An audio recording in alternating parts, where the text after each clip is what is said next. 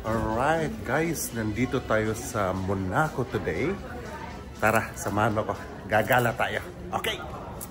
Alright guys, nandito tayo sa pinakamaliit na bansa sa buong mundo guys. And this is Monaco. Alright? So ayan, dito din nakatira yung mga mayayaman guys. Kaya ayan, nakikita mo yung mga yate guys. Dito din makikita guys ng daming yate doon na nakaparada lang dito guys. Kasi ang Monaco is one of the favorite place to hang out here in the Mediterranean. Kaya ang dami talagang yate guys. Ang daming mayayaman guys.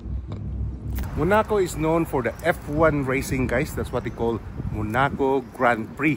Alright? So mangyayari normally yan once a year after ng Cannes Festival guys. Kaya ayan guys, I'm literally walking at the racetrack, and that's all the way goes around that one and around guys doon sa bukid din guys. Ayan, dalawa lang pakay natin today guys, which is puntahan natin yung bahay ni Prince Rainier, which is that one over there.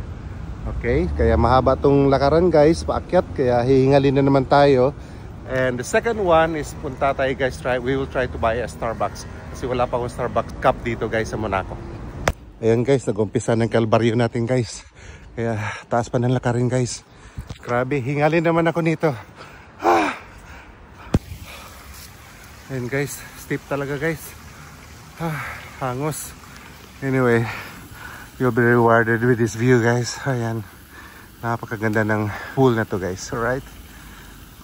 Ayan guys, malapit na tayo guys, no? Kasi makikita natin yung building guys. Ayan, dami ng mga tao dito guys. Alright. Alright, malapit na tayo guys. Finally guys, narating na natin yung plaza. Saka front ng ano guys, ng palace. Ayan guys, that's the Prince Rainier's Palace. Kami makikita ng mga cannons dito guys. Alright. Ayan guys, pag nandito ka na sa taas guys, you will be rewarded by this beautiful view of Monaco.